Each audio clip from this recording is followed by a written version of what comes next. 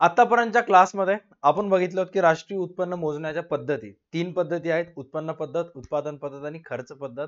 या व्हिडिओपासून आपल्याला स्टार्ट करायचं आहे राष्ट्रीय उत्पन्न. तर ज्या पण पद्धतीने तुम्ही वस्तूचं मोजमाप करता, राष्ट्रीय उत्पन्नाचं मोजमाप करत असता कोणत्याही पद्धतीनुसार, पण राष्ट्रीय उत्पन्न मोजत असताना येणाऱ्या अडचणी. आता राष्ट्रीय उत्पन्न मोजत असताना दोन प्रकारच्या अडचणी येतात. एक तात्विक अडचणी, ज्याला संकल्पनात्मक अडचणी सुद्धा म्हणतात, आणि एक असते व्यवहारिक अडचणी. आणि एक्झाम मध्ये जो तुम्हाला प्रश्न आहे, कधी कधी फक्त तुम्हाला असा प्रश्न येतो की राष्ट्रीय उत्पन्न मोजताना येणाऱ्या अडचणी स्पष्ट करा. तर 4 तात्विक अडचणी स्पष्ट करायचं आणि 4 व्यावहारिक अडचणी स्पष्ट करायचं. कधी जर ते प्रश्न 8 मार्काला आलेला असेल तर. ओके. बट कधी कधी तुम्हाला स्पष्टपणे तिथे मेन्शन केलेलं असते की राष्ट्रीय उत्पन्न म्हणजे काय आणि राष्ट्रीय उत्पन्न मोजत असताना येणाऱ्या तात्विक अडचणी स्पष्ट करा. म्हणजे फक्त आणि फक्त तिथे तुम्हाला तात्विक अडचणीच लिहायच्या आहेत, तिथे व्यावहारिक अडचणी लिहायचे नाहीत. अनेक वेळा विद्यार्थ्यांसोबत असं झालेलं आहे की एक्झाम मध्ये तात्विक अडचणी विचारलेल्या आहेत, त्यांनी लिहून येताना व्यावहारिक अडचणी लिहून आलेल्या आहेत आणि मग 8 मार्क गेले.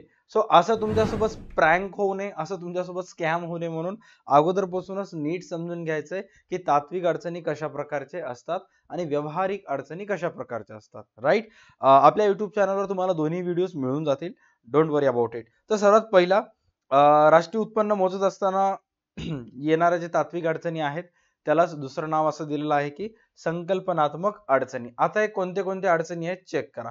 सर्वात पहिले दिलेलं आहे हस्तांतरित देणी. आता व्यवस्थित समजून घ्या की एक्झॅक्ट हे हस्तांतरित देणी म्हणजे काय, काय मॅटर असते हस्तांतरित देणीचं. ओके. तर सर्वात पहिला हस्तांतरित देणीमध्ये इथं काय सांगलेलं आहे की व्यक्तीला मिळणारे निवृत्ती वेतन, बेकारी भत्ता याला हस्तांतरित देणीत म्हणतात. याचा समावेश राष्ट्रीय उत्पन्नात करणे कठीण असते, कारण एका बाजूने हे व्यक्तीला मिळणारे उत्पन्न असते तर दुसऱ्या बाजूने ते सरकारचा खर्च असतो. आता दोन गोष्टीला इथं हस्तांतरित देणी म्हणलेलं आहे. सर्वात पहिला निवृत्ती वेतन आणि बेकारी भत्ता.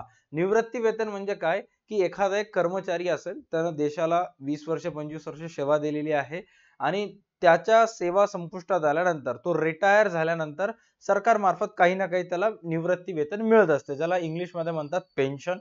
तर ते सरकारसाठी खर्च आहे, कारण सरकारकडून पैसे चाललेत.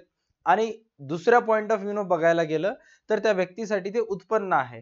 बट हा जो निवृत्ती वेतन क्लिअर झाला, त्याच्यानंतर आहे बेकारी भत्ता. बेकारी भत्ता म्हणजे काय, काही काही देशामध्ये देशातील जो युवक असतो तो बेरोजगार असतो, युवकांना जॉब नोकरीच्या संधी वगैरे नसतात, तर शासनामार्फत त्यांना बेकारी भत्ता देण्यात येत असतो. हा सुद्धा शासनाचा खर्च आहे. म्हणजे हस्तांतरित देणी म्हणजे थोडक्यात काय की सरकार मार्फत अशा प्रकारची देणी देण्यात येत असते, जे सरकारसाठी खर्च असते आणि व्यक्तीसाठी काय असते, उत्पन्न असते. अनेक वेळा हा खर्च हस्तांतरित केला जातो आणि एका वडिलांकडून त्याच्या मुलाला जरी पैसे देण्यात आले, राईट, तर ते मुलासाठी सुद्धा ते पैसे उत्पन्न समजले जातात आणि वडिलांसाठी खर्च समजला जातो. बट ह्याच्यामध्ये कुठं ना कुठे एक मॅटर आहे, ते म्हणजे हस्तांतरित देणी म्हणजे नेमकंच काय की जर एका व्यक्तीला पैसे मिळत असतील आणि त्या व्यक्तीनं जो काम केलेला आहे त्या केलेल्या कामाचा संबंध देशात होणाऱ्या उत्पादन प्रक्रियेशी नसेल, तर मग अशा वेळेस त्या व्यक्तीला मिळणारे उत्पन्न जे असतात किंवा पैसे जे असतात त्याला हस्तांतरित देणी म्हणतात. जसे की आता एक युवक आहे, बेरोजगार आहे, त्याला काहीच काम नाही तरी सुद्धा त्याला पैसे मिळाले. त्यानं जे काम करायला आहे, बेरोजगार आहे, काही ना काही काम करत असेल थोडीफार, बट जे काम करायला त्याचा आणि देशातील होणाऱ्या उत्पादनाचा काही संबंध आहे का, नाही. मग अशा वेळेस त्या देणीला हस्तांतरित देणी म्हणतात. आता मुलाला वडिलांकडून पैसे दिल्या जातात. आता मुलगा काय काम करते, शाळेला येते जाते, ट्युशनला जाते, अभ्यास वगैरे करते, तरी सुद्धा वडिलांकडून त्याला पैसे मिळालेत. बट त्या मुलानं जो काम करत आहे त्याचं देशातील उत्पादन प्रक्रियेशी काही संबंध आहे का, नाही, तरी सुद्धा त्याला पैसे मिळत आहेत. तर अशा पैशांना हस्तांतरित देणे म्हणतात. तर हे अशा प्रकारचे हस्तांतरित देणी राष्ट्रीय उत्पन्नात मोजल्या जात नाही. इवन लग्नामध्ये जो नवरदेवाला हुंडा सुद्धा मिळतो त्याला सुद्धा हस्तांतरित देणी म्हणतात. त्याचा मोजमाप राष्ट्रीय उत्पन्नात केला जात नाही. ओके. त्याच्यानंतर आहे बेकायदेशीर व्यवहारापासून मिळणारे उत्पन्न. आता बेकायदेशीर व्यवहार म्हणजेच काय, असे व्यवहार की जे व्यवहार करण्याची परवानगी शासन देत नाही. आता व्यवहार करण्याचीच परवानगी शासन देत नाही म्हणल्यानंतर अनेक जण व्यवहार करणार आहेत, बट तरी सुद्धा भारतामध्ये अनेक ठिकाणी छुप्या पद्धतीने असे सर्व व्यवहार चालत असतात. आता पॉइंट मध्ये काय सांगण्यात आलेलं आहे, जुगार, काळ्या बाजारातील खरेदी विक्री, ब्लॅक मार्केट, तस्करी, बेकायदेशीर व्यवहारापासून मिळणाऱ्या उत्पन्नाचा समावेश राष्ट्रीय उत्पन्नात केला जात नाही. अशा सर्व वस्तूंचा मूल्य असते व उपभोक्त्याच्या गरजा देखील भागवतात. अशा उत्पन्नास सरकारी मान्यता नसल्याने त्याचा समावेश राष्ट्रीय उत्पन्नात केला जात नाही. तेवढ्या प्रमाणात राष्ट्रीय उत्पन्नाचे न्यून अनुमान होते. म्हणजेच काय, अनेक वेळा जसं की गांजा लावणे असेल, शेतामध्ये गांजा वगैरे लावणे, तर शासन त्याची परवानगी देत नाही. तरी सुद्धा काही लोक शेतामध्ये गांजा वगैरे लावतात. अनेक वेळा तुम्ही न्यूज मध्ये बघता की या ठिकाणी 2 एकर गांजा सापडला, कारण ते वास घुमतं त्या गांजाचं पूर्ण 1-2 किलोमीटर रेडियस एरिया पर्यंत त्याचा.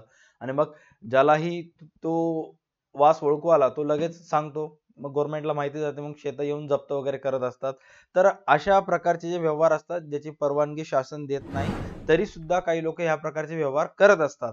आणि ह्या प्रकारच्या व्यवहारात थ्रू जर त्यांना उत्पन्न मिळाले असतील तर त्याचा समावेश राष्ट्रीय उत्पन्नात केला जात नाही, कारण बेकायदेशीर व्यवहारांना सरकार परमिशन देत नाही, असं क्लिअर कट इथं सांगण्यात आलेलं आहे. सपोज आता एखादा व्यवहार असेल, एखाद्या राज्यामध्ये तंबाखू गुटखा बॅन केलेला असेल तर ते राज्यासाठी बेकायदेशीर व्यवहार झाला.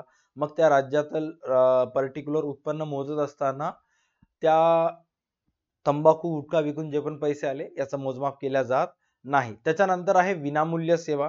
आता विनामूल्य सेवा अनेक प्रकारच्या असतात. जसं की इथं काय सांगण्यात आलेलं आहे, चेक करा की राष्ट्रीय उत्पन्नाचे मोजमाप नेहमी पैशात केले जाते. राष्ट्रीय उत्पन्न नेहमी कशामध्ये मोजला जातो, पैशामध्ये मोजला जातो, राईट. परंतु बऱ्याच वेळा वस्तू आणि सेवा अशा असतात की ज्यांचे मूल्य पैसा मोजता येत नाहीत. उदाहरणार्थ अनेक वेळा छंद म्हणून जो कलाकार असतात, पेंटिंग वगैरे ड्रॉ करत असतात, कलाकुसरीच्या वस्तू, मातीचे भांडे वगैरे बनवत असतात, राईट. ज्याचं व्हॅल्यू पैशामध्ये मोजता येत नाही. किंवा तुमची जी आई असेल ते मागच्या किती वर्षापासून तर घरामध्ये स्वयंपाक वगैरे करत आहे, तर आई कधी त्याच्यासाठी आपल्याकडून पैसे चार्ज करत नाही. बट त्याचे जर पैसे चार्ज केले तर आपण ते फेडू पण शकत नाही. आईचे उपकार खूप जास्त असतात आपल्यावर. मग अशा वेळेस त्याचं जे सेवा आहे त्याचं सुद्धा मोजमाप राष्ट्रीय उत्पन्नात केला जात नाही. का? कारण ती एक विनामूल्य सेवा असते. जसं की लहान बाळाचे जे आईने पुरवलेले हट्ट असतील, किंवा तुम्हाला ज्या ज्या वेळेस लहानपणी वगैरे पडला असाल, मार लागला असेल, तेव्हा आईनं तुम्हाला पाय वगैरे धुला असेल, तुम्हाला रक्त निघत असेल तर बँडेज वगैरे तिथे लावली असेल, अशा अनेक गोष्टी आईमार्फत करण्यात येत असतात. किंवा तुमच्या मार्फत घरामध्ये घराच्या आजूबाजूला अनेक पाळीव प्राणी असतात, तर कधी ना कधी तुम्ही लहानपणी त्यांना असं बिस्किट वगैरे टाकला असाल, थोडंसं त्यांच्यावर असं संगोपन वगैरे केलं असाल, मायेचा हात फिरवला असाल त्यांच्यावरून, प्रेम सद्भावना त्या पाळीव प्राण्यावर दाखवला असाल. अशा प्रकारचे जे विनामूल्य सेवा असतात याची नोंद राष्ट्रीय उत्पन्नात होत नाही. इथे क्लिअर कट म्हणलेलं आहे, गृहिणीच्या सेवा, सहानुभूती, आपुलकी, दया, करुणा या भावनेतून पुरविलेल्या सेवा राष्ट्रीय उत्पन्नात समावेश केल्या जात नाहीत, करत नाहीत. का? कारण त्या विनामोबदल्या असतात. अशा विनामोबदला सेवांचा राष्ट्रीय उत्पन्नात समावेश केला जात नाही. त्याचं पैशात मोजमाप करू शकत नाही, ते सर्व विनामूल्य सेवा असतात, त्यामुळे त्याची नोंद राष्ट्रीय उत्पन्नात केल्या जात नाही. आतापर्यंत आपण 3 पॉइंट डिस्कस केला. पहिला पॉइंट होता हस्तांतरित देणी. हस्तांतरित देणी म्हणजेच काय की निवृत्ती वेतन आणि बेकारी, जे की सरकारसाठी खर्च आणि मिळणाऱ्या व्यक्तीसाठी उत्पन्न असतं.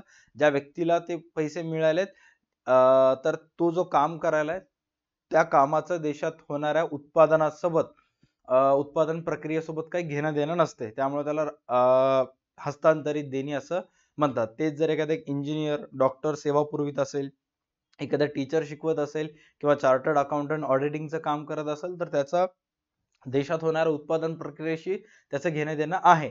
मुळात त्यांना मिळणारे जे मोबदला आहे, डॉक्टरांना, शिक्षकांना किंवा ह्या सर्व सीएजना वगैरे, त्याचा समावेश राष्ट्रीय उत्पन्नात केला जातो.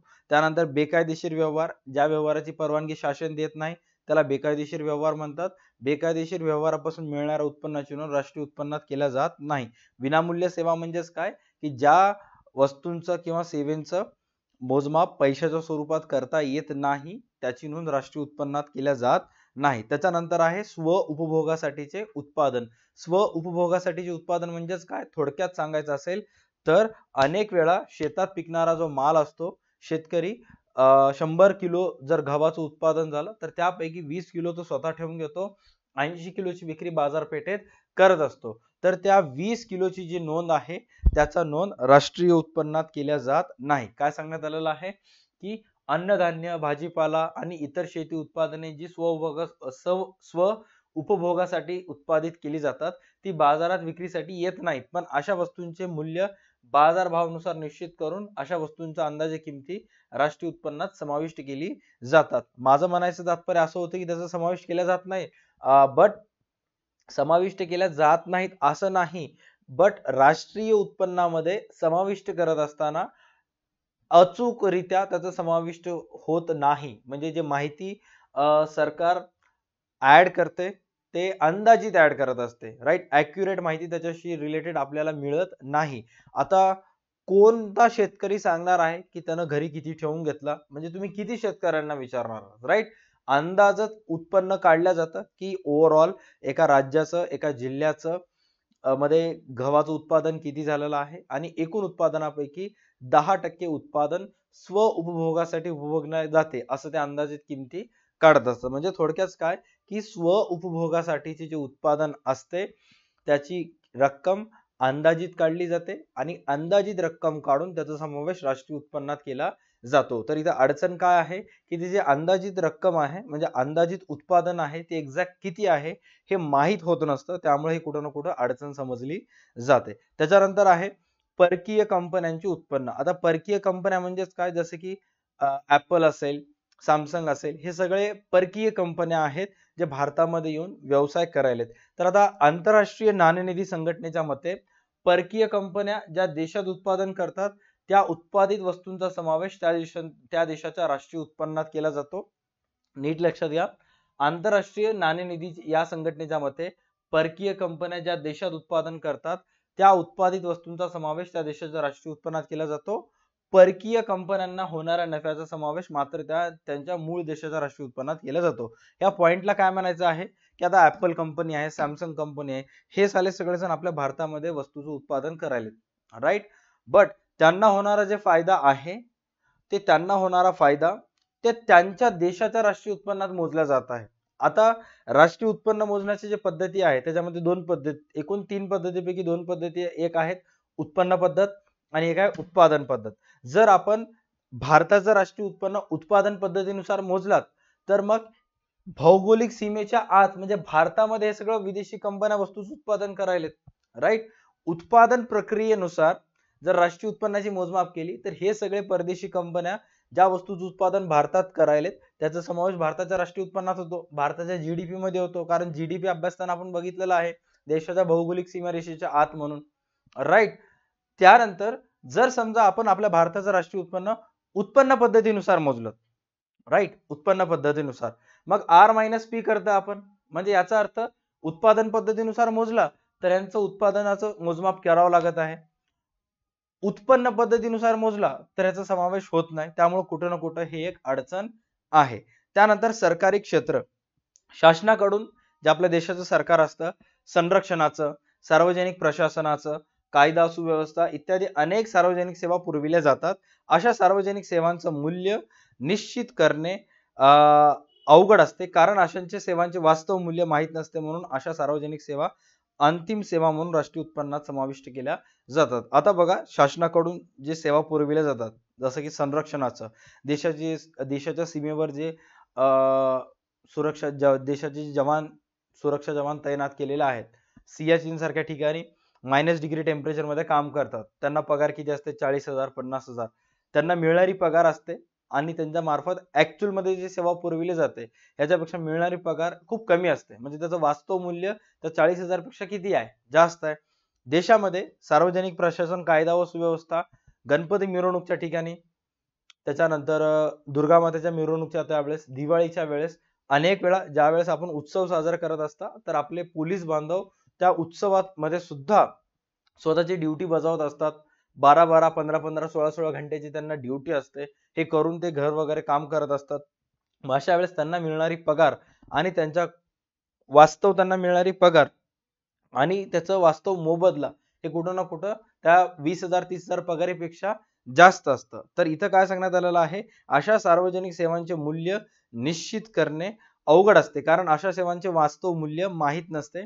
अशा सार्वजनिक सेवा अंतिम सेवा म्हणून राष्ट्रीय उत्पन्नात समाविष्ट केल्या जातात. राईट. सो आय होप हे 7च्या 7 सर्वच्या सर्व 6च्या 6 जे राष्ट्रीय उत्पन्न मोजताना येणाऱ्या अडचणी आहेत ते कुठं ना कुठं तुमचे क्लिअर झाले असतील. राष्ट्रीय उत्पन्नाच्या या चॅप्टरचे आपले ऑलमोस्ट सर्व व्हिडिओज या युट्यूब चॅनलवर अपलोड झालेले आहेत. तात्विक अडचणी, त्याच्यानंतर व्यावहारिक अडचणी झालेल्या आहेत. याच्यानंतरचं सुद्धा चॅप्टर ऑलरेडी अपलोड होईलच. राईट. मे बी जोपर्यंत तुम्ही हा व्हिडिओ बघाल तोपर्यंत ऑलरेडी अपलोड झालेला असेल. आता या चॅप्टरचं हा प्रश्न एक्झाम मध्ये आला तर कशा पद्धतीने लिहायचं, त्यानंतर अर्थशास्त्राचे जर तुम्हाला अशाच प्रकारचे नोट्स, क्वेश्चन पेपर्स वगैरे जर पाहिजे असतील तर तुम्हाला प्ले स्टोअरला जाऊन आपल्या DA2 अकॅडमीचा ऍप डाउनलोड करायचा आणि तिथं फक्त 50 रुपयामध्ये तुम्हाला नोट्स एक्सपर्टचा एक कोर्स मिळेल, ज्याच्यामध्ये तुम्हाला मागच्या 5-6 वर्षाचे बोर्डाचे प्रश्नपत्रिका मिळतील, प्रत्येक धड्याचे स्वाध्यायाचे नोट्स मिळेल, महाराष्ट्रातल्या विविध कॉलेजचे प्रश्नपत्रिका सुद्धा तुम्हाला तिथं मिळतील. त्याची किंमत फक्त 50 रुपये आहे. सो 12वीचा नोट्स एक्सपर्ट हा कोर्स परचेस करा. फक्त 50 रुपयामध्ये सर्व विषयांचे नोट्स तुम्हाला अवेलेबल होतील. राईट. आजच्या व्हिडिओसाठी एवढंच. भेटूयात पुढच्या व्हिडिओमध्ये. तोपर्यंत पाहत राहा तुमचा आवडता युट्यूब चॅनल DA2 अकॅडमी. चला bye, take care and stay connected. भेटूयात नेक्स्ट क्लासमध्ये.